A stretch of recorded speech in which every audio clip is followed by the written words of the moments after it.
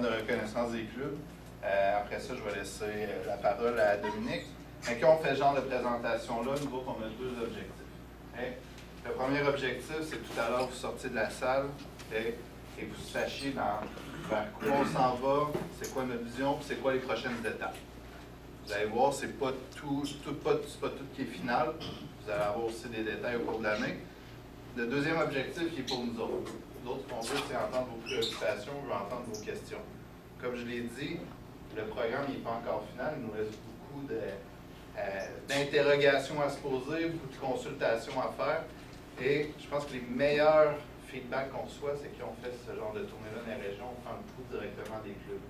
C'est important que vous nous disiez, vous exposez c'est quoi vos réalités avec les choses, il y a peut-être des choses, vous êtes dans le champ, ça c'est correct, vous n'êtes pas assez restrictif là-dessus. Dites-nous-le, partagez-nous-le. Puis après, ben, nous autres, on aura 2 ou 3 heures après, selon la température, après, pour reprendre tout ça, puis pour discuter. Ben, pour la réalité de l'Estrie, je pense que c'est ça qui serait le mieux. Fait que je pense que le but, nous autres, c'est d'être à votre écoute. C'est le but de l'exercice ce soir. J'ai dit Estrie, mais j'ai aussi les gens du centre du Québec. Merci d'avoir fait aussi la route ce soir.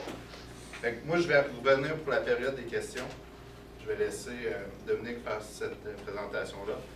Profitez-en. Allez poser le maximum de questions.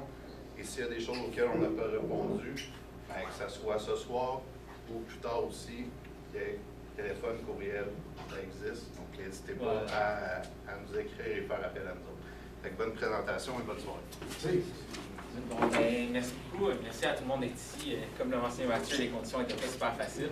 Donc, vraiment, ça va faire d'être je pense pour plusieurs personnes, vous connaissez déjà que le programme de reconnaissance des clubs approche.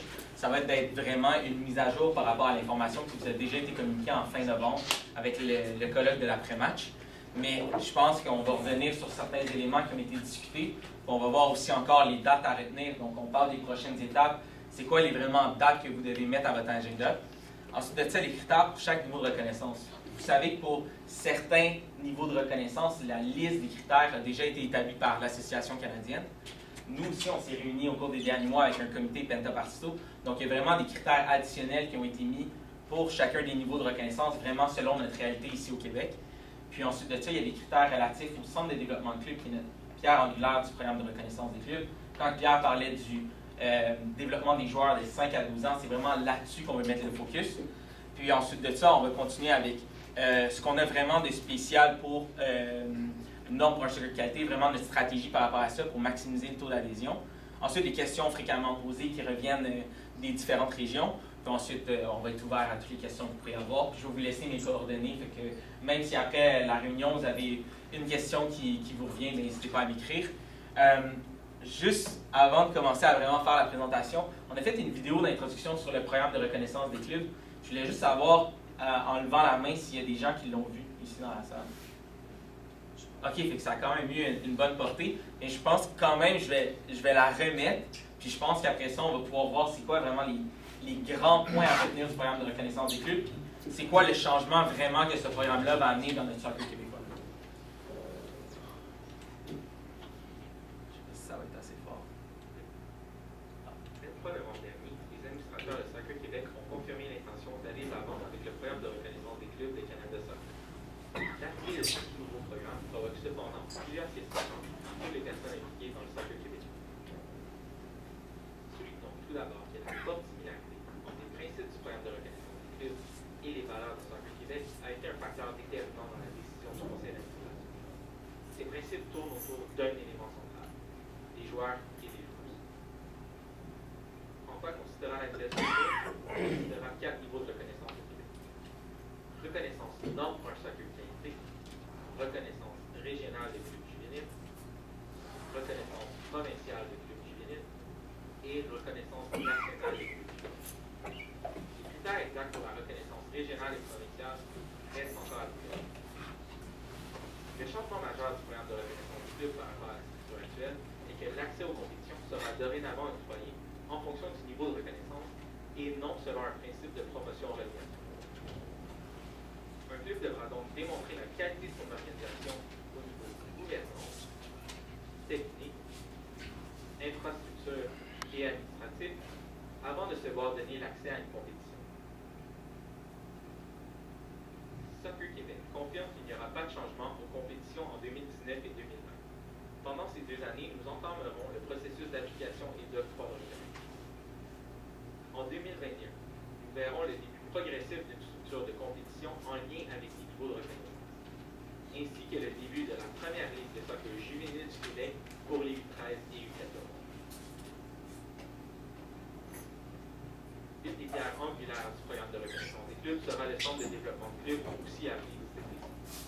Le CDC sera l'approche ciblée pour le développement des joueurs d'âge U8 à U12 qui souhaitent bénéficier d'un encadrement plus soutenu de la part de leur club. Le CDC se veut donc inclusif et accessible pour les joueurs du club. Le CDC s'appuiera sur des principes fondamentaux tels que l'entraînement qui ressemble à des situations de match, un temps de contact élevé avec le ballon et la priorisation d'une expérience plaisante pour les joueurs. Soccer Québec fera tout dans son possible pour assurer une transition harmonieuse et accompagner les clubs avec l'aide des associations régionales à atteindre leurs objectifs en termes de reconnaissance. Nous espérons que cette vidéo aura répondu à quelques-unes de vos interrogations. Plus d'informations suivront en 2019. Si vous désirez davantage d'informations, nous invitons à contacter par courriel Dominique Boudreau, responsable du développement des clubs à Soccer Québec. Merci.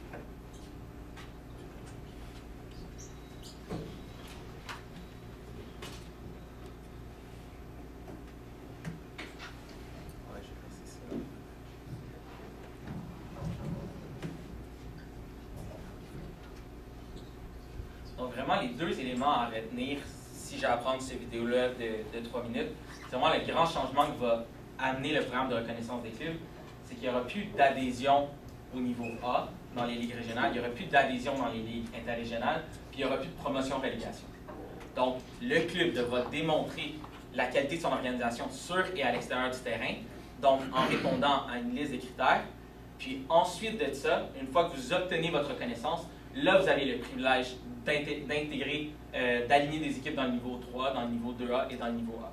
Donc, c'est ça le grand changement que le programme amène, c'est que l'accès aux compétitions est en fonction du niveau de reconnaissance et non pas selon un principe de promotion-relégation comme on a connu dans les dernières années. Si je veux juste, je sais pas si tu peux juste peut-être avancer à la prochaine diapositive, je pense. Ouais. Ah, parfait. Donc, ici, puis le deuxième point important, oui, c'est le grand changement que ça amène, c'est que le programme de reconnaissance des clubs amène un note 3 de reconnaissance qui va déterminer l'accès à la compétition, mais il y a aussi le centre de développement de clubs. Comme on parlait, c'est vraiment pour le développement des U12 et moins, puis ça va vraiment cibler le développement de ces joueurs-là à cet âge. Puis ensuite, ça touche vraiment l'ensemble de la structure. Donc, peu importe les niveaux de reconnaissance, le centre de développement de clubs, les pratiques qui doivent être intégrées, comme vous avez vu dans la vidéo, ça va devoir être appliqué par l'ensemble de nos clubs, l'ensemble de 250 clubs. Ensuite, pour vous, vraiment ce qui arrive dans les prochaines semaines, dans les prochains mois, le 15 avril 2019, c'est vraiment le partage des documents et des outils. Donc, c'est vraiment à ce moment-là, pour choisir ensuite le niveau de reconnaissance que vous allez viser en tant que club, bien ensuite, vous allez avoir tous les documents nécessaires, documents pertinents, que ce soit pour répondre à un critère, que vous sachiez l'attente de Soccer Québec et de Soccer Canada envers un certain critère. Donc, je donne un exemple. Pour la reconnaissance non pour un soccer de qualité, il faut avoir un programme ou un partenariat pour des groupes sous-représentés. Dans certains cas, ça peut représenter les filles, si vous avez un bassin de filles qui n'est pas super important. Ça peut être des gens qui n'ont pas nécessairement les moyens de se payer la saison de soccer. Ou ça peut être un programme pour les personnes avec un handicap. Donc, ces 3 groupes-là sous-représentés, quand on parle d'offrir un programme, on est en train de regarder est-ce que le club doit offrir ce programme-là ou si l'ARS, s'ils offrent un programme qui cible les gens avec un handicap, bien, le club n'a pas besoin d'avoir son propre programme, il respecte les critères parce que l'ARS donne un certain programme. Donc, vraiment, au niveau des implications financières, on est en train de regarder tous les critères qui vont pouvoir être pris en charge par les ARS ou certaines fois, des fois, c'est plus simple par le club, mais c'est vraiment pour réduire la facture financière et aussi que vous ayez tous les documents en main. Ensuite, le 31 août, ce qui va se passer, c'est vraiment la date de soumission de votre demande de reconnaissance. Donc, peu importe le niveau de reconnaissance, le 31 août, vous allez devoir remettre votre demande de reconnaissance. On va avoir une plateforme informatique qui va être dédiée justement à cet effet. Ensuite de ça, en septembre 2019 jusqu'en décembre 2019, ça va être l'accompagnement puis la vérification administrative qui va être faite. Je tiens à tiens à souligner le mot accompagnement, parce que pour la reconnaissance norme pour un soccer de qualité, c'est pas vraiment de l'évaluation, ça va vraiment être un support, puis vraiment vous aider à atteindre les critères normes pour un soccer de qualité, et même régional, on parle beaucoup plus d'accompagnement que d'évaluation dans le cas de la reconnaissance nationale. Ensuite, en 2020, ça va être l'accompagnement et la vérification technique. Puis ensuite, en 2021, vraiment à l'été 2021, ça va être la première saison où là, on va avoir des clubs qui vont être reconnus. Ensuite de ça, plus précisément, comment ça se dessine, les documents que vous allez recevoir le 15 avril 2019, il va y avoir des documents qui vont provenir de l'Association canadienne. Donc, ça va vous éclairer sur plusieurs critères, peut-être qui peuvent sembler flous en ce moment, mais lorsque vous allez avoir accès aux différents guides de l'ACS, donc il y a le guide de sécurité, le guide de gouvernance, le guide de gestion et d'opération. Je pense que ça va déjà vous aiguiller vers quelles ressources vous devez avoir ou quelle politique vous allez devoir mettre en œuvre pour atteindre certains critères. Ensuite de ça, le centre de développement de club, eux vont arriver avec les grandes balises. Donc, le nombre d'éducateurs pour le nombre de joueurs. Donc, vraiment un ratio à respecter selon l'âge considéré.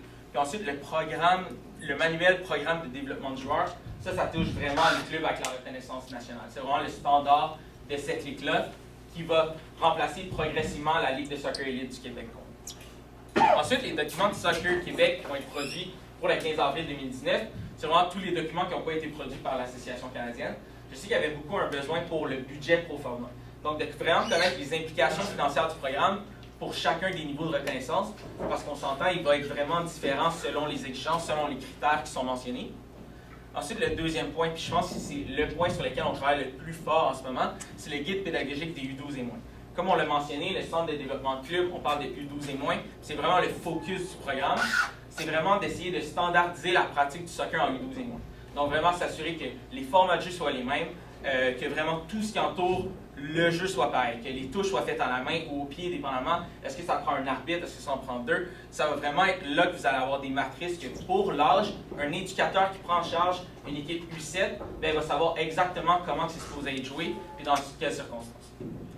Ensuite de ça, vous allez recevoir la liste des critères finaux. Donc, peu importe le niveau de reconnaissance que vous visez, vous allez obtenir la liste des critères finales. Donc, vous allez savoir exactement à quoi vous en tenir puis qu'est-ce qui serait exigé de vous. Le 31 août 2018, vous allez soumettre votre demande de reconnaissance, mais ce n'est pas l'ensemble des critères qui vont devoir être répondus à cette date-là. Il va y avoir des critères qui vont devoir être exigibles en 2020, donc ça vous laisse le temps de progressivement mettre en place certains documents, certains programmes. Puis même, il y en a d'autres que ça va même être en 2021. Donc, vous allez vraiment savoir la liste des critères finales, puis quels critères sont exigibles le 31 août 2019. Ensuite de ça, le rafraîchissement d'outils déjà présents. De notre côté, on va rafraîchir certains documents, les mettre plus au bout du jour, pour qu'ils soient vraiment alignés avec le programme de reconnaissance des clubs. Puis, la présentation du site web, je pense que ça va être super important, que ça devienne la place où vous allez chercher l'information, que ce soit assez facile à aller chercher, que ça devienne vraiment intuitif, peu importe le sujet que vous souhaitez. Ensuite de ça, l'autre élément que j'ai pris un peu d'avance tantôt, c'est vraiment le 15 avril 2019 que vous allez savoir quels critères vont peut-être être pris en charge. Une de nos considérations, c'est vraiment réduire les implications financières du programme. Puis on a la chance d'avoir 18 associations régionales qui peuvent nous permettre d'offrir aussi certains programmes pour les clubs. Puis ça permettrait que ces clubs-là n'ont pas nécessairement besoin de débourser des sous pour avoir des programmes qui sont similaires. Donc on n'a pas besoin de dédoubler certains programmes qui seraient offerts. Ensuite de ça, le 31 août 2019, ça vous concerne un peu moins, mais Soccer Québec et l'ARS, on va vraiment se répartir les responsabilités pour l'accompagnement administratif et technique. Donc, dépendamment du niveau de reconnaissance que vous visez, vous allez savoir si c'est des représentants de Soccer Québec ou de votre propre ARS, donc les représentants du Soccer Esprit, qui vont faire l'accompagnement, la vérification administrative et technique. Ensuite, un autre élément qui va être déterminé, puis ça va être le 31 août 2019. Je pense que ça vous intéresse, c'est le coût de la licence pour chacun des niveaux de reconnaissance. Ça n'a pas été fixé encore. On connaît le coût d'évaluation pour la licence sur une période de 2 ans. Mais après ça va être de faire des choix stratégiques si pour certains niveaux de reconnaissance, le montant qui est exigé est vraiment un prix modique, puis sinon si le coût de l'évaluation est refilé entièrement au prix. Ça va aller vraiment selon les niveaux de reconnaissance. Ensuite de ça, je parlais d'une plateforme informatique. En ce moment, on est vraiment en appel d'offres pour avoir un programme de gestion des demandes de reconnaissance. Donc, vraiment, tout le processus qui entoure le programme de reconnaissance des clubs va se faire via une plateforme informatique. Vous allez recevoir vraiment un login par club, puis vous allez pouvoir faire votre demande de reconnaissance là-dessus.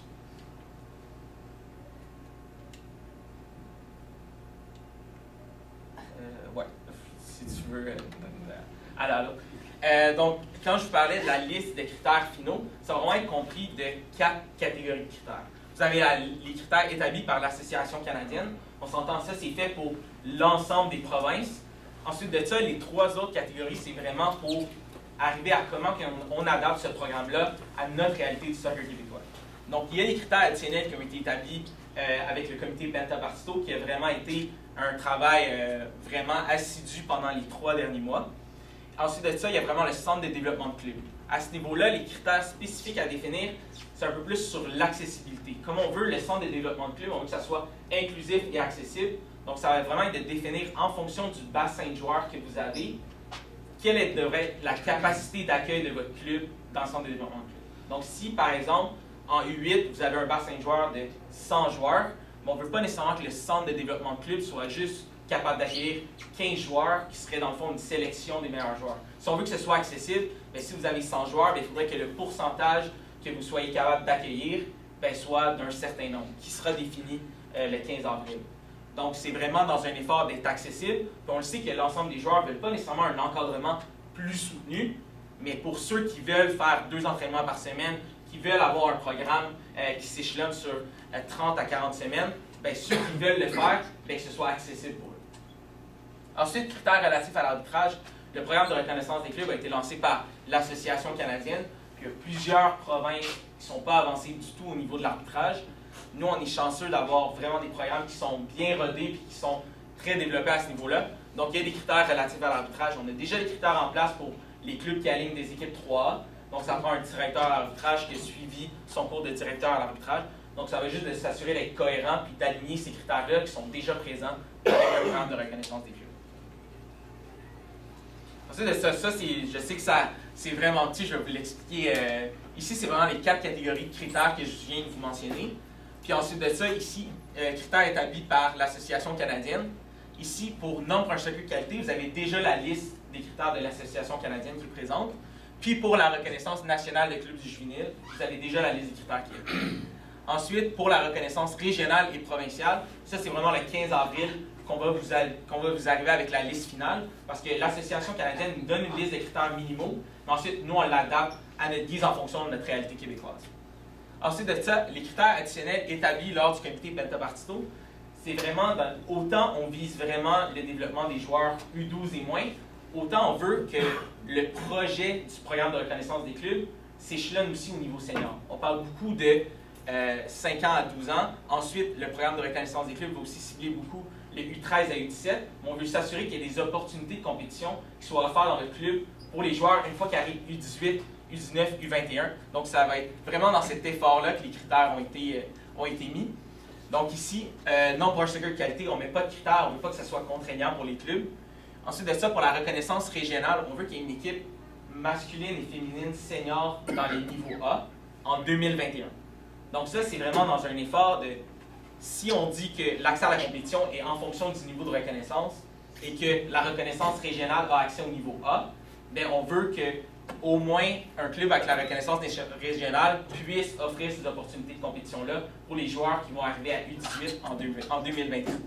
Même son de cloche pour reconnaissance provinciale de clubs juvéniles, mais on veut qu'en 2021, le club avec la reconnaissance provinciale qui a accès au niveau 2A, ben, au moins ait une équipe masculine et féminine dans le senior 2A en 2021.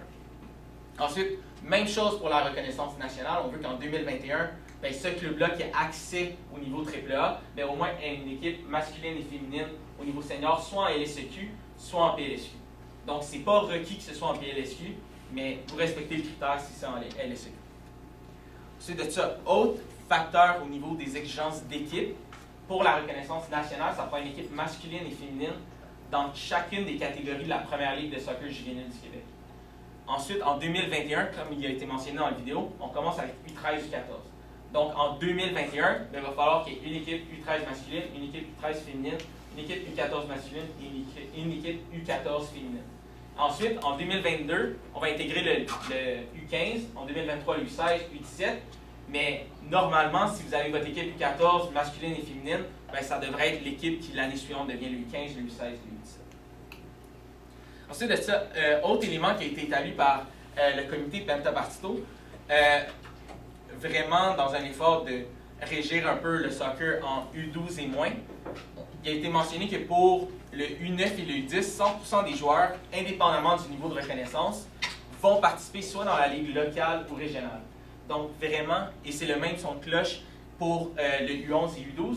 Donc U12 et moins, peu importe le niveau de reconnaissance, vous compétitionnez dans les mêmes compétitions. C'est vraiment à partir de U13 que là, vraiment, l'accès à la compétition est en fonction du niveau de reconnaissance. 12 ans et moins, peu importe les niveaux, que ce soit non-particular qualité ou reconnaissance nationale, vous allez compétitionner dans les mêmes ligues régionales. Ensuite, critères spécifiques, centre de développement de club. Comme je vous l'ai mentionné, c'est vraiment au niveau de l'accessibilité. Puis ensuite, vous allez voir, si on veut qu'il y ait un centre de développement de club, peu importe la grosseur du club, on va voir que les investissements financiers vont devoir être proportionnels en fonction du nombre de joueurs. Donc, ça ne va pas nécessairement être plus cher proportionnellement pour un club de 200 joueurs que pour un club de 2000 joueurs. Ici, critères relatifs à l'arbitrage. Comme je l'ai mentionné, on a déjà un règlement qui est pour les clubs qui alignent des équipes 3 d'avoir un directeur à l'arbitrage. Ça s'applique vraiment plus à la reconnaissance nationale. Si on inclut d'autres éléments, ça reste à définir, mais pour l'instant, c'est sûr que cette règle-là a fait déjà partie de nos règlements en LSEQ. Donc, c'est sûr que cette règle-là va se répercuter encore dans les règles de la première ligue de soccer juvénile du Québec. Ensuite, pour les clubs visant un ordre de soccer de qualité, là, je parlais un peu plus de la reconnaissance nationale parce qu'il y a un peu plus d'exigences au niveau des équipes. Mais comme mon collègue, mon président nous l'a mentionné, c'est vraiment dans notre effort que tous les clubs dans un certain nombre d'années soient reconnus. Puis tout ça passe par la reconnaissance non particular de qualité. Puis, ce qu'on veut faire, c'est que le 31 août 2019, il y a 37 critères à respecter au niveau de l'Association canadienne. Même si vous ne respectez pas l'ensemble des 37 critères, vous n'avez même pas besoin de faire un travail quelconque jusqu'au 31 août. Si vous appliquez, vous soumettez votre demande de reconnaissance pour ce niveau de reconnaissance non particular de qualité, nous, on va se charger avec les ARS de supporter votre club en 2019 et 2020, avoir vraiment un plan de progression pour qu'en 2021, lorsqu'il va y avoir les premiers octrois de reconnaissance, bien que votre club obtienne la reconnaissance non particular de qualité. Donc, ensuite de ça, le remplissage de votre demande de reconnaissance, ça va vraiment être pour faire un autodiagnostic du travail qu'il y a à faire. Donc, de voir si vous avez peut-être 5 critères qui sont respectés jusqu'à présent, ou peut-être 25 déjà, puis ensuite, on va évaluer le travail au cours des 2 prochaines années. Ensuite, comme j'ai mentionné ici, ça va vraiment être le partenariat entre c'est ici qu'on parle d'accompagnement. Ce n'est pas de l'évaluation. Ce qu'on veut, c'est que tous nos clubs soient reconnus, puis à tout le moins, donc, qu'il y ait la reconnaissance non particular de qualité. Donc, c'est vraiment de l'accompagnement qu'on parle en 2019 et 2020. Ensuite, les questions qui sont fréquemment posées, qu'on a eues de plusieurs ARS, qu'on a discuté un peu avec vos collègues de Soccer Estrie pour savoir un peu c'était quoi les préoccupations de vos clubs, des clubs. En fait, la recommandation du comité Pentabartito pour le mouvement des joueurs, ça touche seulement le premier niveau de compétition, donc la première ligue de soccer juvénile du Québec, et de U13 à U17. Donc, pour tout ce qui est niveau U12 et moins, c'est les règles de mutation que vous connaissez actuellement avec votre ARS et qui sont régies par votre ARS. Et ensuite, même pour les niveaux 2A en U13 et U17, c'est les mêmes règles de mutation. Donc, c'est vraiment pour un joueur qui est dans un club avec la reconnaissance régionale de club juvénile, il arrive en U13, puis son club ne peut pas accéder à la première ligue de soccer juvénile du Québec. C'est pour permettre à ce joueur-là qui a le potentiel de pouvoir intégrer un club avec la reconnaissance nationale qui a accès à cette compétition-là. Donc, c'est vraiment pour ne pas limiter un joueur qui a le potentiel de jouer dans la première ligue. Donc, bien évidemment, c'est sûr que s'il y a un mouvement de joueurs vers un club de soccer régional vers national, bien, c'est sûr qu'il faut qu'il fasse partie de la première équipe. C'est sûr qu'il faut qu'il joue la majorité des matchs dans le plus haut niveau de compétition. Fait que ça, après ça va être nous de jouer avec tout ce qui est des contrôles informatiques pour s'assurer que ces joueurs-là qui changent vers un club national, bien, qu'ils jouent effectivement dans le plus haut niveau de compétition. Ensuite, au niveau des implications financières du programme, ici, 1, 2, 3, c'est vraiment ce que vous allez voir qui seront les investissements qui seront les plus importants pour votre club.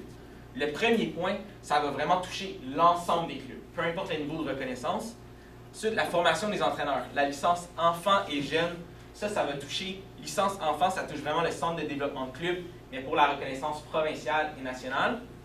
Et ensuite, la licence jeune, c'est vraiment pour les entraîneurs qui vont entraîner en première ligue de soccer juvénile du Québec. Donc, ça touche seulement la reconnaissance nationale. Ensuite, la rémunération des entraîneurs et des spécialistes, ça touche uniquement la reconnaissance nationale. Donc, c'est pour ça qu'ici, la reconnaissance nationale, il y a beaucoup plus d'investissement. Donc, on le dit, c'est une poignée de clubs qui vont pouvoir atteindre la reconnaissance nationale. Mais ici, pour la reconnaissance non pour un soccer de qualité, régionale et provinciale, il n'y a pas d'exigence à part au niveau senior, au niveau des équipes. Donc, un club, même qui a un nombre plus restreint de joueurs, un peu plus limité au nombre de joueurs, bien, peut atteindre vraiment une reconnaissance qui soit plus élevée. Puis aussi, les implications du centre de développement de club, c'est en proportion du nombre de joueurs. Donc ici, par exemple, en U8, bien, il faut qu'il y ait un éducateur pour chaque 8 joueurs.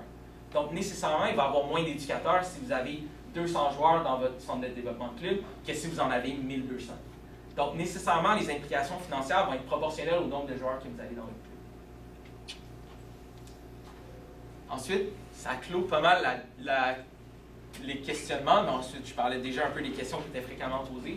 Donc là, je suis vraiment ouvert à toutes les questions que vous pouvez avoir, puis même, comme Mathieu l'a mentionné, même si vous avez des préoccupations ou des commentaires, bien nous, en ce moment, on a 2 comités qui sont en plein fonctionnement avec des directeurs régionaux généraux et des directeurs techniques régionaux pour vraiment établir comment on se répartit la tâche, les critères qui seront pris en charge par les ARS. Donc, on est vraiment ouvert aux commentaires, ça pourra justement alimenter les discussions qu'il va y avoir dans ces 2 comités. Merci beaucoup. Je pense que... Ouais, je réalise qu'il y aurait peut-être du mois.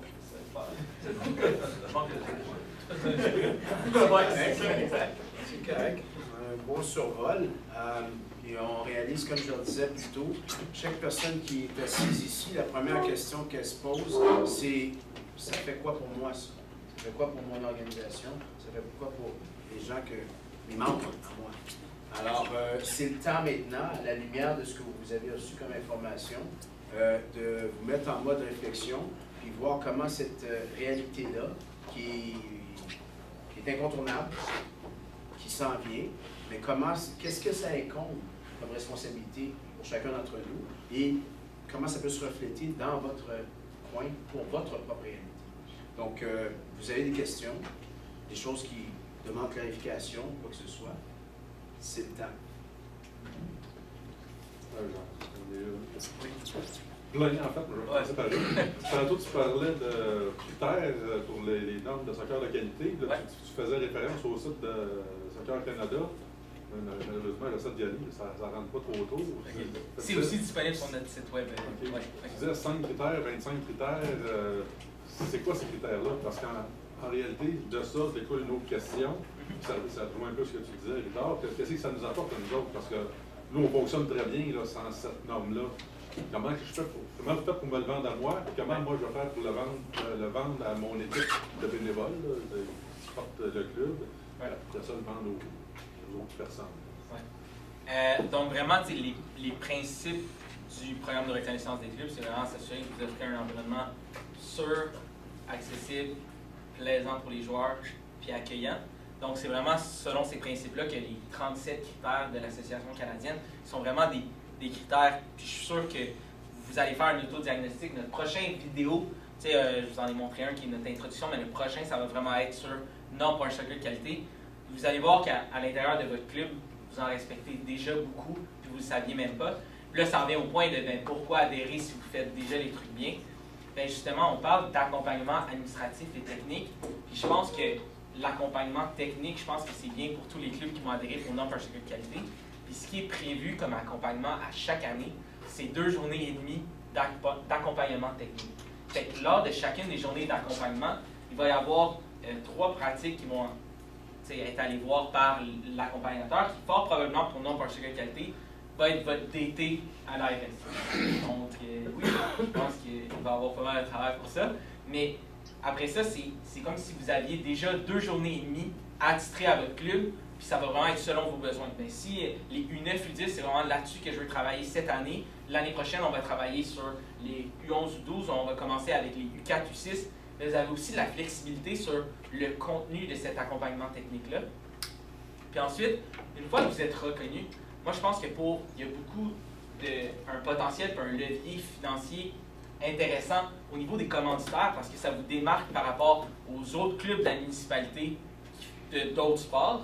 Puis aussi même pour le parent qui a à choisir entre le hockey, le basketball ou le soccer, bien, savoir que le club de soccer est reconnu d'une certaine façon parce qu'il offre un environnement sécuritaire. Puis ben, je pense que mon enfant de 4 ans, je suis prête à le laisser entre mes mains de ce club de soccer-là parce qu'ils ont suivi la vérification des antécédents, ils ont suivi telle formation, respect sport. Puis je sais que l'entraîneur est formé pour s'occuper d'un enfant de U4 à U6 parce qu'il comprend qu'ils n'en sont pas à leur plein développement physique, puis telle affaire et telle affaire. Mais je pense que c'est un bon élément pour attirer les parents, puis aussi avoir plus de membres éventuellement pour les plus jeunes. Donc, il y a le volet accompagnement technique. Je pense que c'est intéressant pour les commanditaires qui veulent s'associer à un club, qui savent qu'il n'y aura pas nécessairement de problème ou de problème à l'intérieur du club.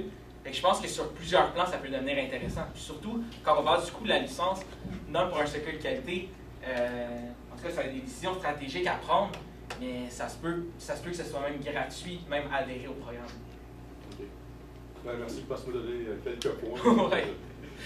On vient habitué avec la Dominique a parlé aussi beaucoup de technique, puis c'est le point central, mais aussi au niveau administratif. Tu sais, vous parliez, il faut que je ramène ça à ma gang de bénévoles, mais nous autres aussi, ce qu'on veut mettre, c'est développer des outils aussi pour les clubs.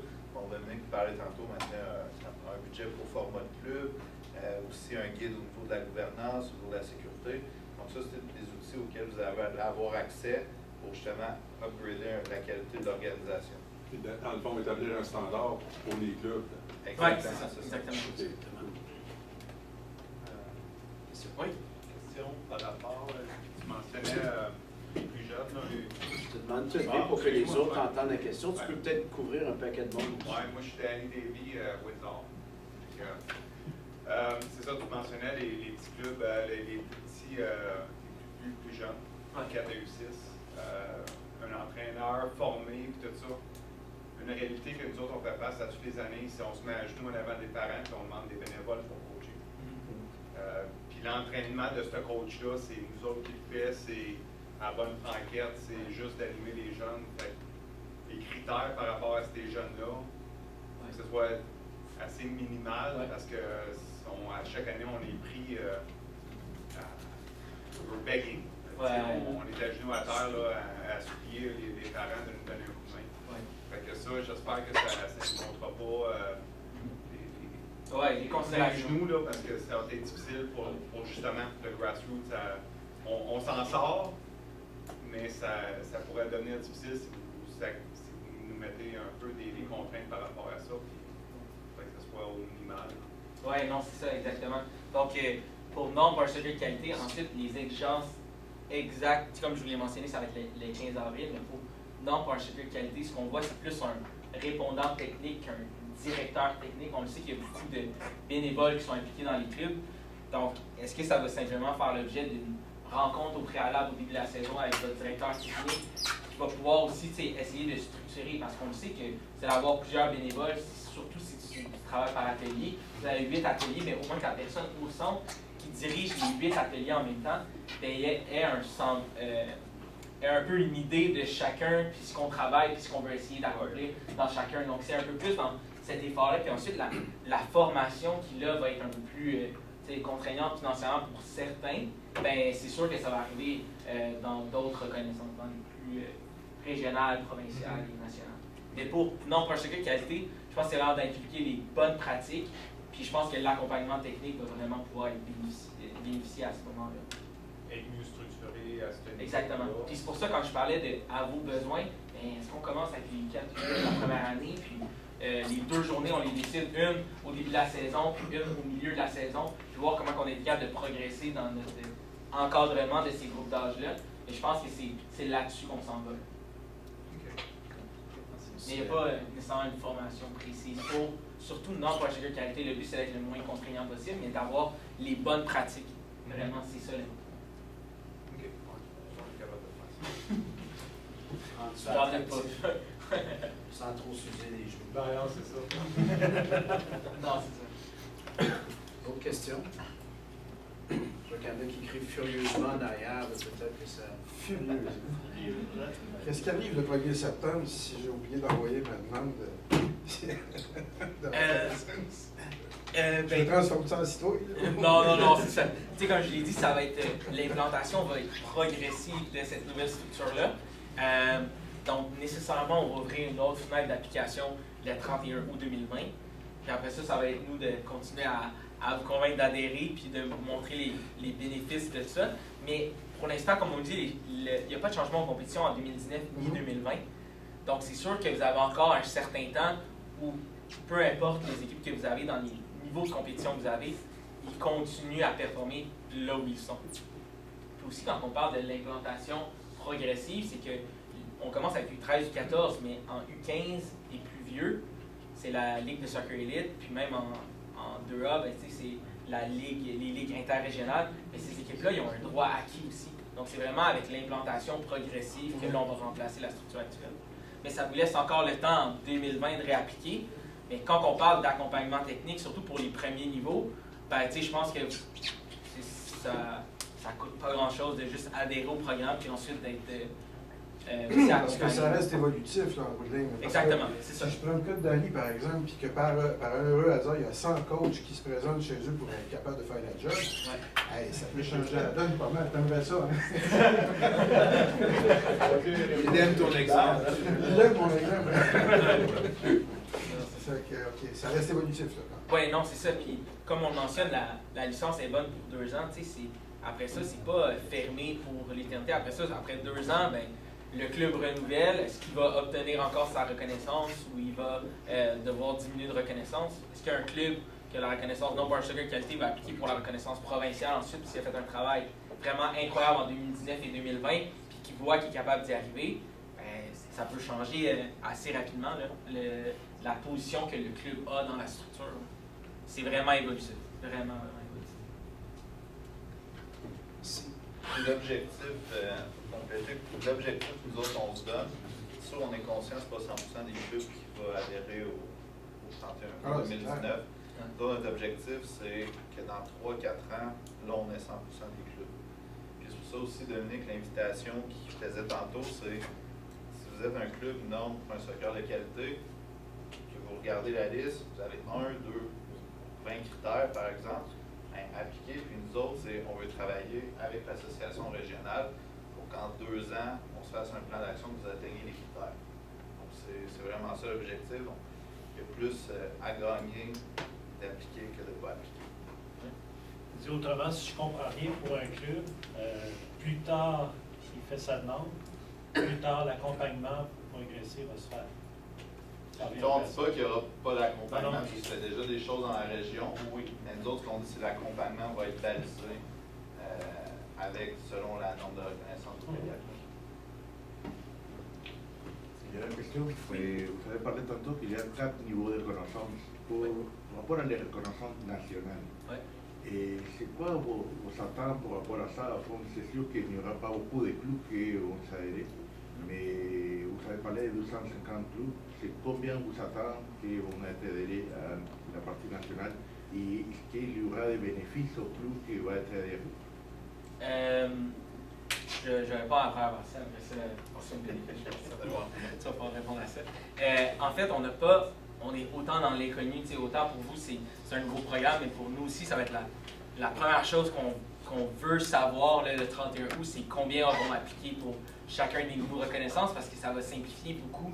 Un peu, ben, on a tant de demandes, ça va requérir tant de personnes employées pour faire la vérification technique, l'accompagnement. Donc, tant et aussi longtemps qu'ils respectent tous les critères, nous, on n'a aucune restriction, mais on va être intransigeant au niveau des critères, surtout pour la reconnaissance nationale. S'il y en a un en 2021, mais il y en aura un. Puis ensuite, comment on va commencer la Ligue, la première Ligue de soccer juvénile du Québec, on va ensuite aller chercher des clubs qui ont obtenu la reconnaissance provinciale et qui ont été vraiment prêts d'obtenir la reconnaissance nationale. C'est eux qu'on va intégrer dans cette période-là de transition. Donc, on n'essaye pas d'avoir un nombre en 2021, mais on se dit si eux ils respectent tous les critères, ils deviennent. Puis ensuite, on va intégrer des clubs avec la reconnaissance provinciale pour être capable d'avoir une ligue qui est viable puis qui ne va pas trop amener de déplacement aussi pour les joueurs U13, U14. Donc, ce qu'on veut, c'est vraiment avoir des conférences, puis il va en avoir 3 ou 4, puis d'avoir un nombre de clubs pour s'assurer que les déplacements soient plus réduits, mais après ça, avoir aussi des rassemblements qui vont amener différentes conférences à s'affronter. Mais on n'a pas de chiffre, aucun chiffre. On est autant dans l'inconnu pour ça. On aimerait ça qu'il y en ait 20, mais tu sais, ça se peut qu'il y en ait. Exactement.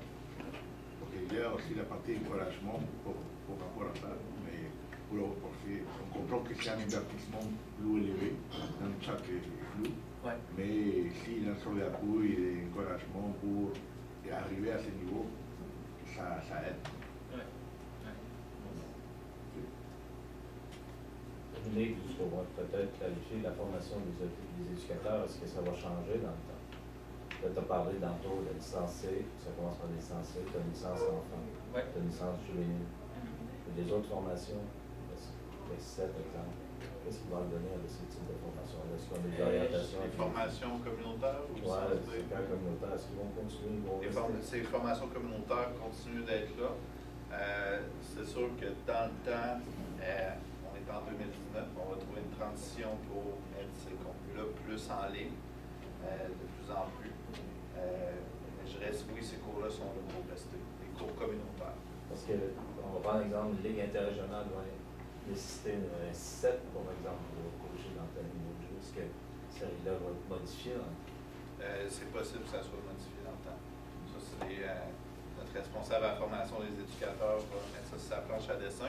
C'est sûr que pour nous autres, ces licences-là, enfants, jeunes, en ce moment, on regarde comment on les intègre dans notre système, mais aussi au niveau de l'échéancier. Parce que au niveau de la licence enfant, on donne la première cette année au Québec. On peut accueillir 24 candidats.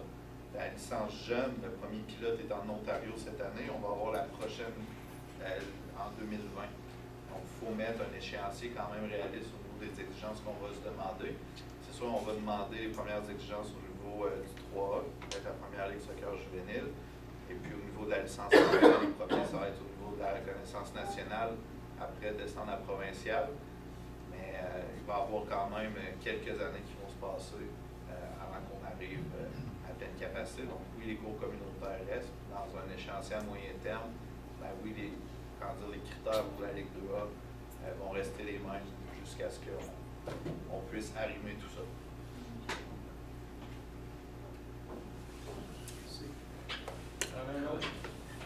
Côté budget, par rapport à tout ça, un programme qui va dire des différents clubs, différents niveaux de clubs, est-ce qu'on peut s'attendre à des différences au niveau des frais d'affiliation par rapport à ces clubs-là? D'année en année, c'est un débat qu'on a au niveau régional. Est-ce que c'est des frais qu'un club qui va être plus haut peut s'attendre à des frais plus élevés ou plus bas, ou tout le monde va payer égal? Les plus petits clubs vont payer le même prix que les grands clubs. Au niveau du programme de reconnaissance, en fait, la réponse c'est selon le niveau de reconnaissance. Là, on n'est pas rendu là parce que ça devra passer dans le conseil d'administration. Mais non, au niveau des coûts d'opération ne sont pas les mêmes en partant. Donc, pour un soccer de qualité, versus licence nationale, pour la structure, que ce soit Soccer Québec ou l'ARS, les coûts ne sont pas les mêmes. Puis, pour nous, les coûts d'opération sont plus élevés que la licence nationale. Après ça, nous autres, on a ça. Donc là, après, ce qu'on va se dire, bon, ben, c'est comment qu'on finance tout ça. Donc, qu'est-ce qu'on va charger au club. Puis après, tu sais, Dominique l'a dit, nous autres, peut-être que comme CA, la recommandation serait de dire, ben, par exemple, non, pour un soccer de qualité, être le plus bas possible, ou même gratuit, mais ça, c'est des réponses que j'ai pas ici ce soir. Mais oui, il va y avoir une gradation, puis je serais surpris en fait, pratiquement impossible qu'on dise le même prix pour tout le monde. C'est juste ça que je voulais m'assurer qu'on est sur la bonne voie. Ouais. On est sur cette voie-là. OK. À moins là, j'ai 2 administrateurs dans la salle. Ils ne me regardent pas croche pour l'instant. Le bon moment pour poser la question.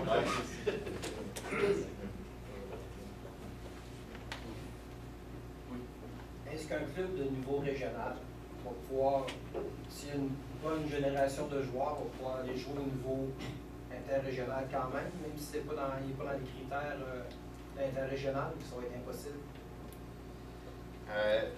Au niveau de l'arrimage pour les compétitions, ça va se faire graduellement dans le temps. Donc, si on prend la première échéance, c'est 2021, on travaille avec la reconnaissance nationale vis-à-vis du 3A. Mais c'est sûr qu'à terme, ce qu'on veut, c'est que oui, que ce soit les clubs de reconnaissance provinciale qui aient accès au 2A. Seulement. Ouais. Ensuite, je pense que l'élément à retenir, c'est ça, si vous avez une bonne génération, bon, ensuite une autre parce que vous travaillez beaucoup sur le U12 et moins. Ensuite, est-ce que ça va devenir une considération du CA? Ben, est-ce qu'on veut pousser pour obtenir ce niveau de reconnaissance-là? Mais nécessairement, à terme, ça va être parce que c'est aussi,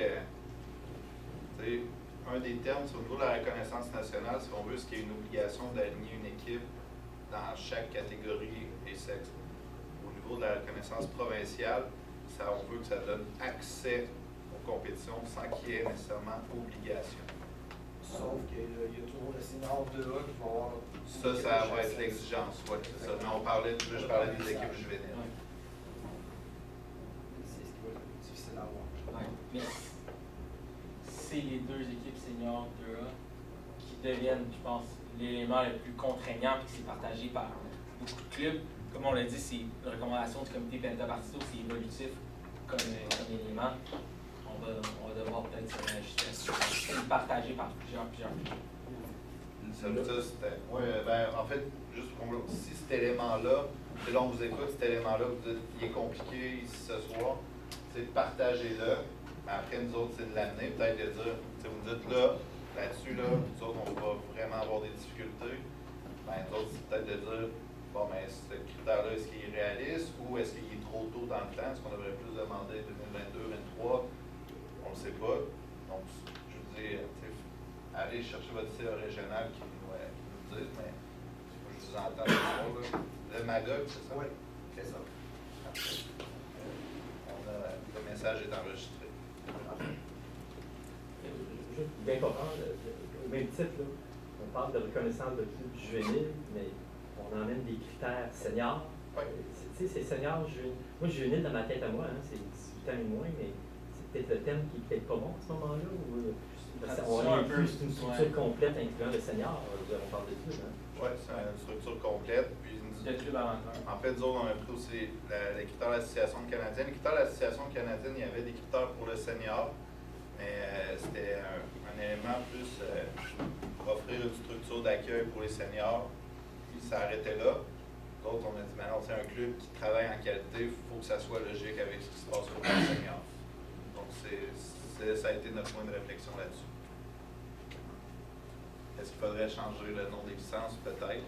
Ben, c'est dans ce sens-là que j'en ai de la question, c'est que le juvénile porte la confusion dans ce optique-là, les clubs régionaux, les provinciaux, les clubs nationaux, mais le juvénile sous-entend. Parce qu'en théorie, il y a un 5e niveau de reconnaissance, mais qui touche seulement les clubs de soccer professionnels et semi-professionnels. Donc l'impact se situerait là-bas. Donc c'est un peu le changement de terme qu'ils ont utilisé pour tout ce qui est club amateur. Mais ouais, c'est une traduction qui est un peu bobo. Ils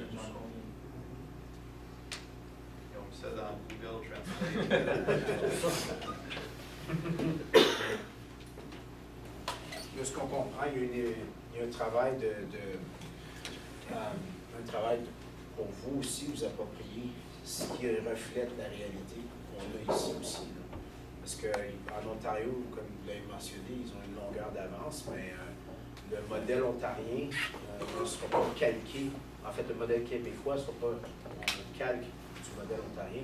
Il y a des réalités propres à ce qui se passe ici qu'on doit reconnaître, puis qu'on doit assumer, puis prendre en compte pour ce programme de reconnaissance-là. Puis ça fait partie aussi des discussions qu'on a là, pour que ça sorte, pour que ce soit l'image des associations régionales. Oui. C'est quoi la position du programme de reconnaissance des clubs versus les académies privées? Oui, j'attendais celle-là.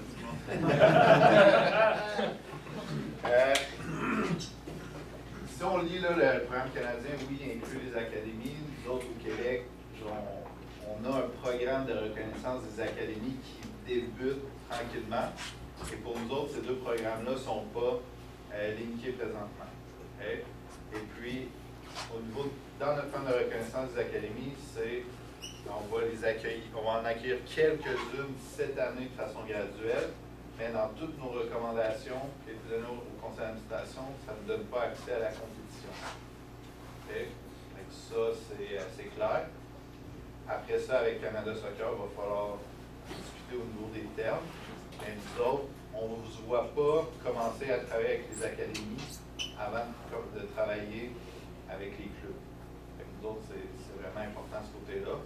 Donc, puis peut-être, je ne vous dis pas, dans 5-10 ans, on n'intégrera pas les académies dans notre réseau de compétition. Mais présentement, ce n'est pas sur la table dans un horizon de 3 ans. Tu me permets, Mathieu, c'est une zone grise pour moi, puis j'aimerais qu'on me définisse plus tard. Je sors souvent cet exemple-là. Le maniaque de soccer, c'est d'identifier dans une ville. Il va dans une école privée, il répond déjà aux normes de soccer de qualité. Qu'est-ce que la fédération va dire? Est-ce qu'elle va dire non parce qu'il respecte tout le développement du soccer des moins de 12 ans, même structure, il travaille dans une école? Est-ce que la fédération va l'empêcher de jouer dans une ville? On parle d'une académie? Oui. Présentement, à court terme, oui. Après ça, est-ce qu'on veut s'en aller vers là? Peut-être, ça sera à nos décideurs de prendre des décisions. Présentement, l'académie ne peut pas compétitionner au Québec, mais on rentre dans un processus de reconnaissance des académies. Okay? Donc, je dirais, on va s'en aller vers là tranquillement. Et nous autres, ce qu'on dit, c'est qu'on va faire le travail avec nos clubs, on va se roder avant de se lancer dans le paysage des académies. Mais il y a le potentiel que ça pourrait arriver dans les 5 ans. Dans 5-10 ans, j'espère être là pour le vivre. Mais parce qu'en Ontario, on s'entend. En Ontario, ça fait quelques années qu'ils ont ouvert la porte. Ça a eu des pour et des contre. Peut-être nous autres, on va se fier, on va regarder ce qui se passe pour après l'appliquer ici. Mais c'est ça, nous autres, vraiment, comme je dis, le débat, c'est on va-tu commencer à aller vérifier des académies, voir comment que ça se passe avant de faire des clubs, qui est à la base des membres. C'est rassurant d'entendre ça, parce que je comprends bien que... Elle n'est pas toute ouverte, la porte. Ils ont créé une ligue d'académie. L'académie ne joue pas pas ensemble avec le reste. Elle joue dans sa ligue propre. Aussi, juste... Excuse-moi, au Québec ou en Ontario? En Ontario. Aussi, juste pour faire le pont là-dessus, on a rencontré quelques académies qui voulaient intégrer justement le programme de reconnaissance.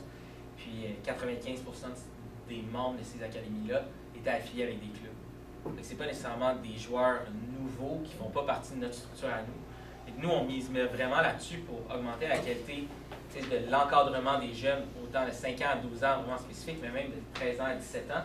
Puis je pense qu'après ça, le jeune va vouloir continuer à rester dans le club, puis pas nécessairement aller parfaire un peu son développement dans une académie privée. Je pense que c'est là-dessus qu'on mise aussi, puis ça va du fait qu'on veut travailler avec les clubs avant les académies, ça c'est sûr. Je comprends bien. La fédération peut reconnaître les académies privées. Oui. Ils seront comme fédérés à ce moment-là, indirectement, mais ils n'ont pas accès à un réseau de compétition, festival, tournoi, ligue, etc. En tout cas, présentement, c'est le cas. Exactement. Pour faire une histoire courte, là, il y a eu une étude qui a été faite sur les académies, un rapport qui a été remis avec 20 recommandations. Et dans ces recommandations-là, aucune place ne figurait des intégrés à la compétition. Donc, je pense qu'une fois, puisque là, on est rendu quoi à 5-6 recommandations de fait, okay? Une fois qu'on va avoir fait les 20, on va retourner dans le conseil d'administration, mais voici les prochaines étapes. Une fois qu'ils ont commencé à intégrer notre structure, on a commencé à collaborer sur certaines choses, après, ce sera peut-être des amener vers la compétition, mais présentement, c'est pas ça actuellement. On doit terminer le travail qu'on s'était donné avant. En ce moment, les seules catégories qui sont éligibles pour l'année 2019, c'est les académies de futsal, gardien de but, placement de joueurs. Donc, ce n'est pas des académies de joueurs classiques qu'on connaît qui pourraient justement avoir ces opportunités-là de compétition. On touche vraiment ceux qui ne touchent pas l'ensemble de notre structure de compétition de toute façon. Donc, c'est assez précis ce qu'on vise l'année 1. Mais je vais y aller avec une question directe. L'académie futsal, une personne qui part d'une académie futsal privée dans la ville de Sherbrooke, je viens de Sherbrooke, alors elle est en compétition avec l'académie que le club peut faire ou une activité que le club peut faire au niveau du futsal. On pourrait reconnaître la fédération pourrait reconnaître cette académie-là privée même qui est en compétition, dans le fond, avec la structure d'un club qui travaille à ce niveau-là. Okay. Oui, mais n'a pas le droit à faire de compétition fédérée. Okay. Oui. Ouais. Toujours dans le même ordre d'idée, ça veut dire que tant qu'un joueur peut être à la fois à l'académie de cette même ville et dans le club. Oui, c'est ça. Puis aussi, ce que ça va nous aider, c'est par rapport justement à notre registrariat, parce qu'il va y avoir des obligations de donner des listes de joueurs, les entraîneurs, ces choses-là. Nous autres, ça va pouvoir nous aider à, bon, mais il y a tant de joueurs de cette académie-là qui participent aussi à un club. Donc, parce que là, présentement, on travaille sur futsal, école de gardien de but et placement de joueurs. Donc, ce qu'on veut voir, c'est s'il n'y a pas des joueurs, par exemple, qui font juste ça, puis qui n'est pas du tout dans la vie du club. Donc, ça va nous aider aussi à orienter nos prochaines décisions.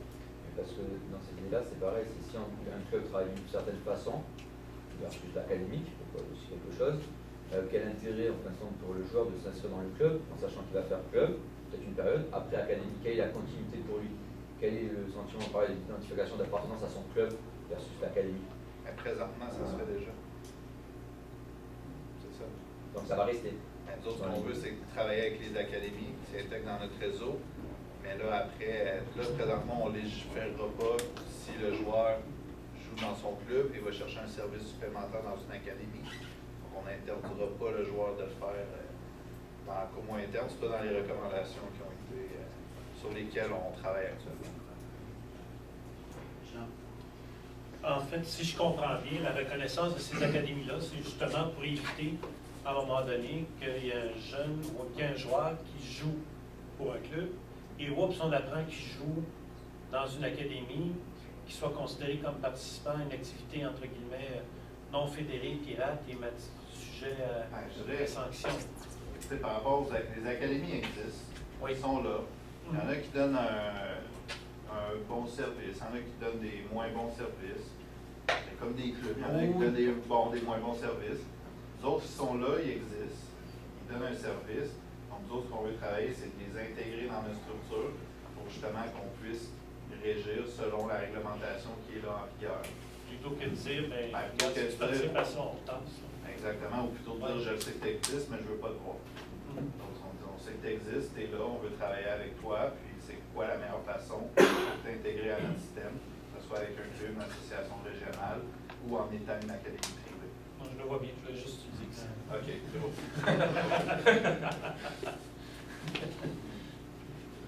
Merci. D'autres questions? Il y a des nouveaux venus aussi. Manqué le début, mais s'il y a des questions qui brûlent vos lèvres. Puis aussi, pour tout le monde, la présentation va vous être rendue disponible. Là, si ça peut vous aider à juste vous mémorer certains éléments ou quoi que ce soit, on peut la transmettre à toi sur un plaisir. Ah, ok, ouais, super, parfait. Ouais. Je t'en plus de chances que ça se rende. Louis, au Québec, il y a quelques années, on a stipulé, on a décidé que le 3, ça commençait en 15. Ouais. Parce qu'on disait que les jeunes ils faisaient trop de voyagements tôt, puis tout ça. Puis là, on arrive avec une ligue juvénile en U13 puis en U14. Ouais. Comment ça va fonctionner? Il va y avoir des décisions, on va-tu limiter les déplacements? Est-ce qu'on va respecter ce que nous, on a décidé au Québec il y a 3 ans, puis ça a été fait en échelon au fil des années pour en arriver à ça? Pour nous, c'est clair, ça serait un illogiste de dire on fait une ligue provinciale U13, une seule division, puis tout le monde voyage en Québec. Donc, c'est vraiment travailler. Oui, c'est une ligue, mais avec un système de conférence. Okay? Puis après ça, on déterminera les territoires. Puis déjà, par exemple, sur un territoire X, par exemple, il y a 3 clubs de licence nationale, mais ça va peut-être compléter avec les 2 provinciaux qui sont le plus proches. Okay? Donc oui, si on va travailler comme ça, sous forme de conférence, pour nous, en U13-14, c'est important que les jeunes jouent au niveau interrégional et pas qu'ils se tapent toute la province, en guillemets. Donc, puis, comme le fait qu'il n'y a pas de U12, AA maintenant, que tout le monde va jouer dans le même niveau, comment ça fonctionne pour les gens qui vont en transport études?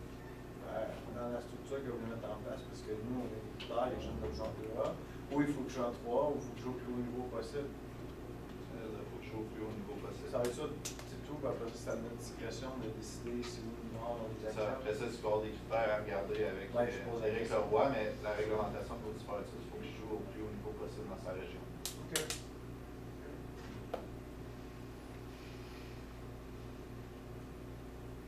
Quand on parle du plus haut niveau possible dans sa région, le plus haut niveau possible d'une région, c'est le A, même temps.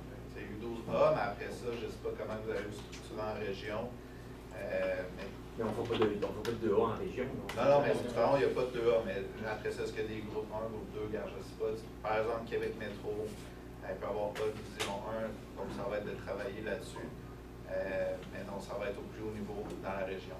Le U12, on touche les secondaires 1. Maximum, là. Même quelques exceptions, je pense. C'est pas tous les U12. Il y en a des U12 qui sont encore en 6e année. Si on va toucher une minorité de joueurs.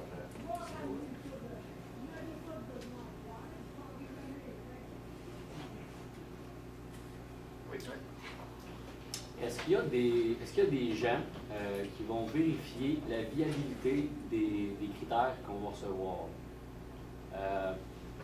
Admettons que mon club, après 2 ans, il est dans une certaine catégorie, et après 2 ans, on se rend compte qu'il y a peine à remplir les critères qu'il faut. Mais mon club, il veut vraiment rester dans cette catégorie-là. Il veut vraiment, tu sais. Fait qu'il va un petit peu forcer, puis il va forcer pour rester dans cette catégorie-là et remplir les critères, mais ils ne seront peut-être pas tous viables. Tantôt, j'entends obligation de remplir les critères. Est-ce qu'il y a des gens qui vont vérifier la viabilité de ces critères-là et non, tiens, j'ai besoin de ces 37 critères-là, ils sont tous cochés, parfait, merci, t'es dans cette catégorie-là. Une vraie reddition de compte. Ouais. En fait, les 37, c'est nombre pour un soccer de qualité. Okay. Donc, notre but, c'est s'il y a des critères que tu n'atteins pas, mais c'est oui, on te garde. Là, on va trouver une façon d'accompagner. Après ça, si on se rend compte après 1 an, 2 années, puis ça, peu importe le niveau de licence, on dit hey, ce critère-là, avec la gang puis avec les directeurs techniques régionaux, les clubs ne sont pas capables de l'atteindre pour X raison, mais là, après, ça sera peut-être à nous autres de le moduler ou de donner une extension dans le temps pour l'atteindre. C'est sûr et certain. Et aussi, il faut dire, si tu as, là, après, on va donner ça, les détails au 15 avril, mais je ne vois pas de dire qu'il faut que tu ailles 100% des critères, sinon tu perds ton niveau de reconnaissance. C'est peut-être d'avoir un certain nombre de critères minimaux, peut-être des critères qui sont plus obligatoires, des essentiels, et il y en a peut-être d'autres qu'on peut être plus souple. OK. Puis, deuxième petite question, c'est dans le même sens. C'est plus pour le côté des joueurs. Si mon club a des critères qui sont pas souples, donc qui doivent vraiment être remplis, qui concernent les joueurs, obligeance d'avoir une équipe A, 2A, 3A, je veux vraiment être sûr que il n'y a pas un club qui remplit ces critères-là et qui met OK, j'ai ce club A-là, j'ai un club 2A, j'ai un club 3A, mais finalement, qui n'a pas le bassin de joueurs, que la qualité des joueurs qui vont jouer dans cette catégorie-là, elle ne sera pas présente. Donc, le plaisir, ben, il ne sera pas là parce que le club, en guillemets, ben, il a forcé pour avoir ces catégories-là pour rester dans la troisième ou deuxième. J'ai l'exigence d'équipe qu'on s'est donnée au niveau senior pour les reconnaissances régionales, provinciales, nationales. Okay. Après ça, en termes d'inscription obligatoire d'équipe, ce serait uniquement pour la reconnaissance nationale. Okay. Puis après ça, ben, c'est au club de. En fait, au niveau des reconnaissances régionales, provinciales, au niveau des 13 à 17 ans, ça donne accès à un réseau de compétition. Ça ne donne pas l'obligation d'y aller. Donc, par exemple, vous êtes un club de reconnaissance provinciale et vous avez une génération, vous dites, moi, je serais peut-être mieux de la mettre en A plutôt qu'en 2A. Donc, ça, c'est des choses qui sont malléables. Okay. Est-ce que ça répond à ta question? Oui. C'est ce qu'il va falloir à chaque année, c'est comme pas un examen, mais c'est payer une licence. Sur 2 ans. Ah, sur 2 ans, OK. Sur 2 ans. Okay. Après ça, c'est à nous autres de voir, comme j'ai dit, nous, on connaît nos coûts d'opération. Après, si tu dis, bon, c'est tel montant par année ou c'est. un montant aux 2 ans. Dans le fond, vous allez évaluer nos critères, puis si on respecte ça, ben, la licence se renouvelle pour 2 années. Oui, exactement. Ou même, ça peut être, par exemple, vous avez une reconnaissance régionale, puis pour 2021-2022, vous dites, ben, mon club, nous autres, on travaille là, pour, en 2 ans d'avoir la reconnaissance provinciale. Puis même, je dirais, ce qui va être aussi, c'est que l'ARS s'assoit avec vous autres, puis disent, je regarde, vous avez quasiment le 3/4 des critères de reconnaissance provinciale, mais on peut se pousser pour, puis après, c'est des décisions stratégiques d'organisation à voir, mais où est-ce qu'on va, puis quel service que vous offrez à vos membres. Question, on va voir des publicités provinciales à la télé par rapport à ça pour encourager les jeunes à s'inscrire et augmenter notre membership? À la télé, non. Il y a une question de budget. Si vous voulez pas qu'on augmente vos cotisations. mais oui, on est en train de préparer quelque chose. En fait, là, on sait que les inscriptions sont commencées. Mais oui, d'autres travers de nos communications, on va travailler sur des campagnes au niveau d'inscription, ces choses-là. Je dirais avec mes collègues, les directeurs généraux, là, où André siège, dans la prochaine année, on va vraiment travailler sur des cibles au niveau de la rétention. Parce que c'est beau à accueillir, parce que dans les, je sais pas, les 10-15 dernières années au soccer, on a accueilli des nouveaux membres, mais combien qu'on en a gardé là-dedans, les statistiques sont assez catastrophiques. Okay? Particulièrement chez les jeunes de 5 à 8 ans, c'est là le pic. Okay? Donc d'autres qu'on va beaucoup plus se donner, ben, c'est pas combien de membres que tu as dans ton association, combien de nouveaux membres que tu as, c'est combien de membres que tu avais l'an passé, puis là-dessus, c'est combien que tu en as gardé. Donc, d'autres, ça va plus être là-dedans. Puis, en ce moment, on a fait beaucoup des sondages à des gens qui ne se sont pas réinscrits d'une année à l'autre. Sur pourquoi ils avaient abandonné. Pour nous, on veut plus, puis notre stratégie, ça va être de dire, si on donne un service de qualité à la base, et les clubs ont un bon service, ben, les jeunes vont rester. Donc, ça fait partie un peu de votre... C'est notre stratégie. Plus d'aller chercher les membres actuels plutôt que d'aller chercher les nouveaux membres. Je veux juste savoir si ça n'a pas d'autre chose, un autre temps dans ta manche. Non, c'est ça. Correct. J'en ai peut-être une couple, là. Oui, David. Est-ce qu'il y a été prévu une réforme des compétitions, notamment pour l'Action canadienne? Comment ça va se passer? Qui va avoir accès, par exemple, dans les 15 et 17 ans aux Canadiens? Ça va être une excellente question. C'est ce qu'on doit voir avant, c'est qu'est-ce que le Canada Soccer va faire avec les programmes de reconnaissance nationale. En ce moment, je sais qu'eux autres, ils ont des discussions sur est-ce qu'ils font un événement pour les clubs de reconnaissance nationale, mais en conservant aussi le championnat canadien dans le format actuel. Donc, si c'est le cas, ben, nous autres, ça ne sera peut-être pas les clubs de reconnaissance nationale, mais plus les clubs de reconnaissance provinciale. Mais s'il n'y a rien au niveau des clubs de reconnaissance nationale, ben, c'est là qu'il va falloir se positionner par rapport à ça. On n'a jamais eu cette question-là. C'est bon. Vous allez venir en Estrie. Comparativement à ce qui existe présentement, là, on parlait qu'il y avait un coût d'adhésion pour obtenir, ben, on essayait peut-être de la maintenir au minimum avec le soccer, plus ça au soccer. Après ça, j'imagine que plus qu'on monte, plus ça va graduer, plus les coûts vont être élevés. Ces coûts d'affiliation-là, pour être reconnus comme clubs nationaux, provinciaux, régionaux, ça va servir à quoi dans le fond? Si présentement, il n'existe pas ce genre de coût-là, qu'on est reconnu comme club également. Je ne vais pas te poser une colle quand je te pose la question, mais je sais que c'est des questions pour l'un que les clubs se posent. Pourquoi il faut payer pour adhérer à un programme? Quand présentement, on n'a pas à payer ce montant-là. Je reste au niveau du service qui va être offert au niveau de la vérification administrative, vérification technique. Donc, on a vraiment regardé nos coûts d'opération actuels, puis on va le mettre là-dedans. Puis quand on a calculé, ben, c'est tout au niveau des ressources humaines. Puis après, ben, je donne un exemple, puis là, je ne veux pas te mettre sur le sujet, Louis, mais par exemple, Louis vous visite tous les clubs une fois dans l'année. Ben, nous autres, on a calculé que le DT, il y avait un nombre X de journées dans le club. Donc, il y a des services qui se font déjà. Donc, nous autres, c'est pour ça que il va falloir tout regarder avec l'ARS et nous autres, quels services qu'on donne déjà, quel service qu'on ne donne pas, et avec les services qu'on ne donne pas, ben, ça va être là qu'il va falloir travailler pour établir le coût de la licence. Je connaissais la réponse, mais là, je suis que les gens puissent comprendre. Cet exercice, ben, tu sais, André, tu as accédé aux présentations. Nous autres, le coût est déjà établi. On sait ce que ça va coûter à la structure de soccer. Puis après, tu regardes, bon, ça, on le fait déjà. Ça ne donnera pas de coût supplémentaire. Si on ne le fait pas, ben, est-ce qu'on ajuste des programmes existants? Ça va être des questions. Donc, est-ce qu'on abandonne certains programmes? On se concentre là-dessus. On dirait que ça va être des décisions plus stratégiques qu'on va devoir prendre l'année prochaine. Pour une licence provinciale, on parle de combien? Je ne peux même pas vous donner des réponses aujourd'hui. Mais tu sais, c'est pas... 300 000, mettons? Non, impossible. Une des valeurs du soccer à Québec, c'est l'accessibilité.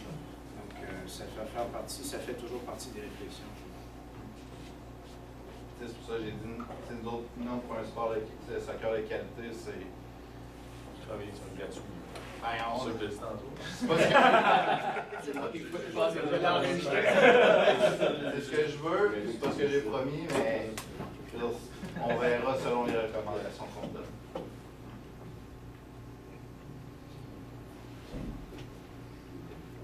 Est-ce que ça vous satisfait? Vous avez encore quelques questions?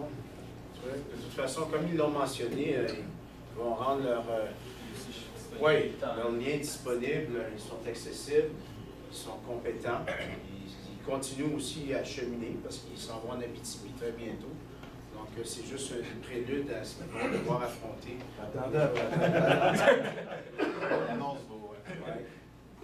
L'image qui me vient en tête, c'est comme c'est un incontournable. C'est comme des lois de gravitation. Peu importe qui on est tous sujets à ça. Donc, à un moment donné, on va être tous sujets à cette structure-là. La chose qui peut nous aider, par contre, c'est qu'en ayant cette information-là, ben, disons en anglais, awareness, être conscient, prise de conscience, ben, ça permet de faire des meilleurs choix. Et les meilleurs choix, ben, ça permet de poser des meilleurs gestes. Donc, en ayant ce type d'information-là, que vous allez véhiculer, on va continuer à en apprendre davantage, qui vont eux aussi s'ajuster en fonction des différentes réalités auxquelles ils font face. Bien, on va avancer. Donc, moi, je tenais à vous remercier. Oui? Écoute, c'est juste que dans la convocation que j'ai envoyée à tout le monde, je veux juste que ça. Tu sais, je leur ai dit, c'est aussi une période de questions sur autres sujets si vous avez le goût. Puis tant qu'à avoir les gens de la fédération, je ne sais pas s'il y en a qui avaient préparé des choses, des questionnements sur demandé au début, mais allez-y. Juste avant. Je ne mets pas fin à ça. Je sentais que vous alliez épuiser le sujet. Est-ce que vous avez pas mal épuisé le sujet ou vous avez d'autres questions? Parce qu'il y a des gens aussi. Ils ne reviennent pas la semaine prochaine. Non, c'est ça. On va en profiter. Oui. En lien avec le programme qui est fait, il se passe quoi versus des programmes dans la section régionale, équipe du Québec? Est-ce qu'on garde la même structure? Comment ça va fonctionner? Est-ce qu'il y a quelque chose que tu as pensé ou c'est un work in progress? C'est un work in progress.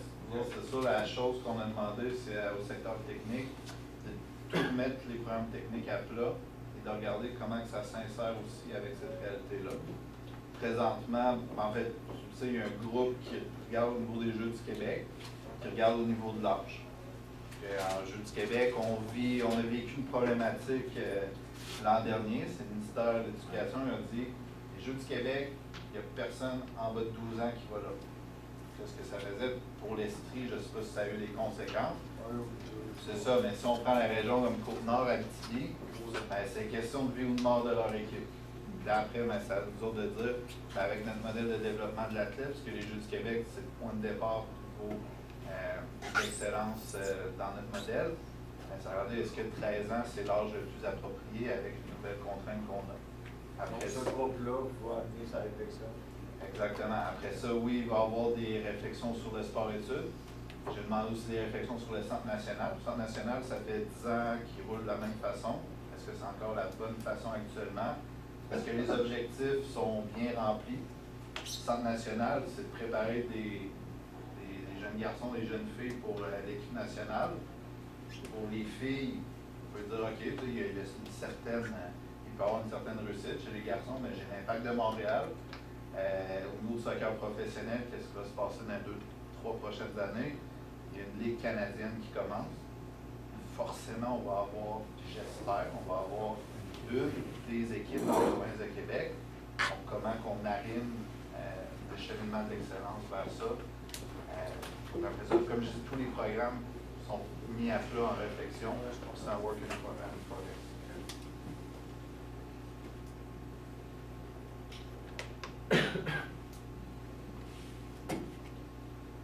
D'autres questions? Super, merci beaucoup de nous avoir reçus. Oui, ça arrive tout le temps. C'est à propos du soccer, qu'est-ce qui a amené l'abolition de la compétition à ce niveau-là? C'était quoi le... Les scores. Ah, les scores. Au niveau des scores, les classements et tout. C'est ça, en fait. Je pensais en regardant les meilleures pratiques au monde, puis c'est pour... puis je suis vraiment pas la meilleure personne pour l'exposer. Je pense qu'Éric Leroy aurait été tout à fait approprié. Mais au niveau des U12, c'est pour enlever le sens de la compétition, pas pour les jeunes sur le terrain, mais pour les entraîneurs, pour les parents qui sont là, puis pour qu'ils vivent le match sans avoir la contrainte au niveau du score, du classement, etc. Parce qu'il y a beaucoup de joueurs de soccer, ils ont des parents de hockey. La compétition est très forte au hockey. Non, moi, je fais une prédiction, dans 5-10 ans, là, le hockey va faire la même affaire. Regardez le hockey, qu'est-ce qu'ils ont fait cette année? Demi-glace. Parce que regarde les meilleures pratiques. Est-ce que c'est logique, la demi-glace? Ben oui, c'est logique. Ton engagement moteur, tu dirais plus avec la rondelle, tu patines plus. C'est la même chose. C'est déjà en discussion au hockey. C'est déjà en discussion au hockey. Ça va, nous autres, on a dit U12, on a regardé ce qui se faisait dans le monde. On a dit U12 c'est moins. Pas de classement. Et je peux vous dire qu'en Belgique, c'est U14. Et Belgique a eu la médaille de bronze à la Coupe du Monde. Avec 14 millions d'habitants. On va regarder ce que le hockey fait. Parce que le hockey nous regarde. Oui, Vincent. Pour rejoindre ça, le U12, c'est vrai que moi, personnellement, en tout cas, la compétition, le fait qu'elle était ôtée, je trouve ça très bien. On va se concentrer sur d'autres réalités. Mais c'est vrai que la communication qui a été faite, peut-être même de la fédération en ce sens, notamment vers les parents ou même peut-être les joueurs, elle n'a pas été peut-être au niveau de ce qu'il aurait fallu faire pour que justement ce message soit bien véhiculé. C'est-à-dire qu'aujourd'hui, nous, on a des parents qui viennent nous demander pourquoi ça a été enlevé. Ils ne savent pas si c'est la région, si c'est le club qui a souhaité ça. Mais c'est vrai que peut-être en termes de communication, dire pourquoi on s'en allait vers là, ça aurait été bien. Et je rejoins le fait que je suis sûr que même au hockey un jour, peut-être que le soccer deviendra une référence à ce niveau-là parce que ça va permettre aussi d'évoluer. La question de tes parents, est-ce que c'est par rapport au classement ou par rapport au réseau de compétition? Il y a ils font le fameux réseau de compétition. Parce que les classements, ça a été enlevé l'année... Non, le réseau de compétition, et le fait que par exemple, voilà, on fait du hockey, on peut être d'autres sports, et là il y a un classement. Et le soccer se différencie par plus de classement ou plus de compétition. Okay. Donc c'est ça au niveau de notre communication, on aurait pu vanter mieux les mérites. Je sais pas, mais je dis que peut-être sur les clubs, à répondre. Il y a une culture dans le sport même scolaire que les classements encore. C'est certain que à ce niveau-là, j'en rejoins Vincent, ça va plus clarifier la motivation en arrière de tout ça. Je pense que ça va être spécifique. C'est sûr que nous, on a une équipe dans le club pour l'expliquer, mais quand on tombe sur le terrain, c'est pas comme si les supporters sont capables d'expliquer. C'est une note qu'on peut prendre, puis même si c'est fait, puis là, ça va être la 2e ou 3e année, c'est le classement J12. Peut-être qu'on peut. On peut quand même discuter de ça dans le Mais il faut comprendre, quand le joueur arrive dans le 11 du 12, il joue au soccer à 7, il n'est pas au courant de ce qui s'en vient. C'est quand il embarque dans sa catégorie qu'il prend connaissance de tout ça. C'est là, je pense qu'il faut peut-être mieux informer de la motivation de l'utilisation. En même temps, oui, il y a une part de publicité qui doit être faite par la Fédé, mais par Soccer Québec. Mais qui est-ce qui est le plus en contact avec les jeunes? Est-ce que c'est Soccer Québec ou ce sont les clubs? Je pense que comme club aussi, peut-être, c'est plus être sûr que l'information se rende bien au club, que les clubs soient capables de la vendre. Mais je pense que c'est d'abord les clubs qui sont les meilleurs intermédiaires pour vendre cette philosophie-là du jeu avant l'enjeu. Mais ça, effectivement, je rejoins du point en arrière. Je pense qu'on peut faire de ça. Oui. Je Mais c'est. Formation. Je vois pas Soccer Québec se mettre à intervenir auprès des 100 000 jeunes. Oui, pour aider, oui. Aider, je suis d'accord. Parce que nous, on peut transférer. Mettant une vidéo disponible en entier. Ah oui. Pas d'accord. C'est un bon point. Il n'y a plus les promos d'entraîneurs. C'est sûr. Non, on fait de la promotion pour que le message passe.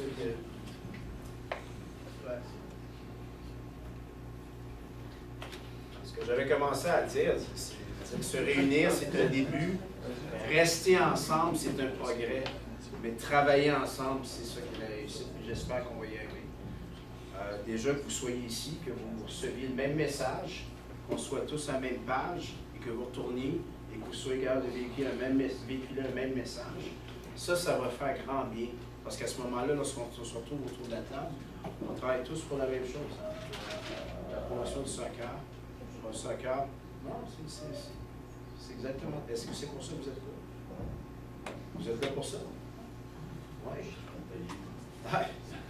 Alors, c'est pour ça qu'ils sont là, justement pour nous aider à faire un meilleur job là-dedans. On peut prendre une petite pause, comme je vous avais mentionné, que ce compte se faisait en 2 temps. La première partie étant terminée. Moi, j'aimerais que vous offriez une bonne main d'applaudissement, ces gens-là.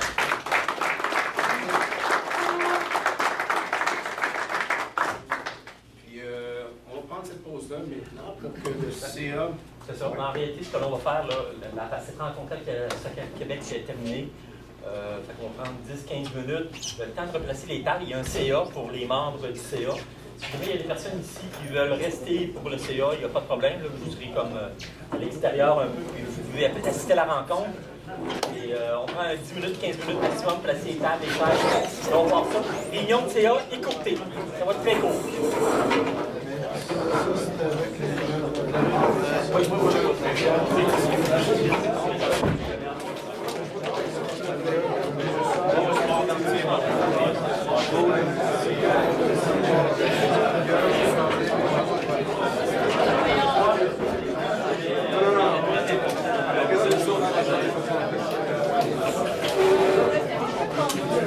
Richard, mon prénom c'est Richard.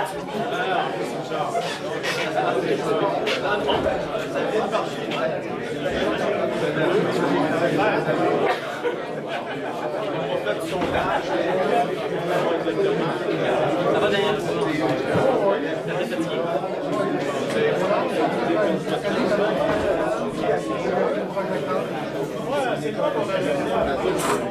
Je vais avec Richard à la rencontre avec le SAD 200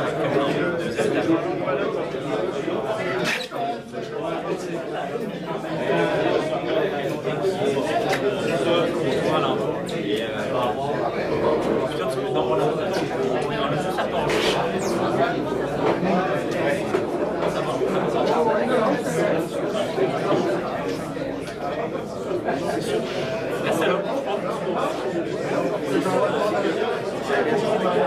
Ah oui. Oui. Oui. Oui. Je vais la passer un petit peu parce qu'on fait des tables comme ça.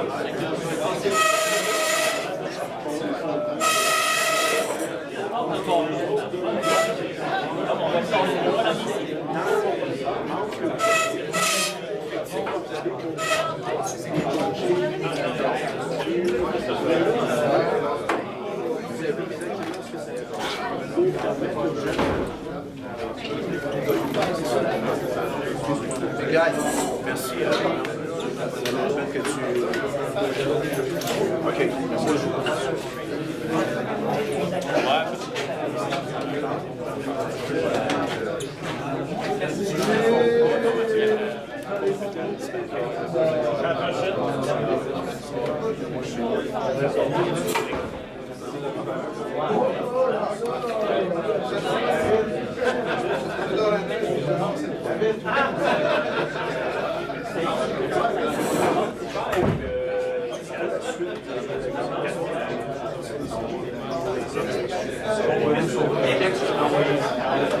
Parfait. Ah, good. Il y avait un texte aussi.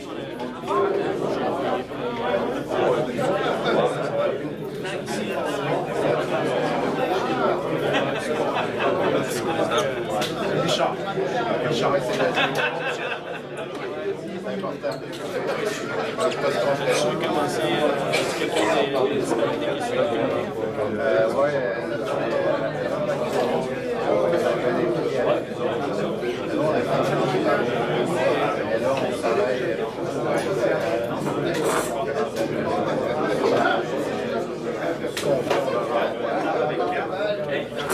C'est notre réseau, on se travaille.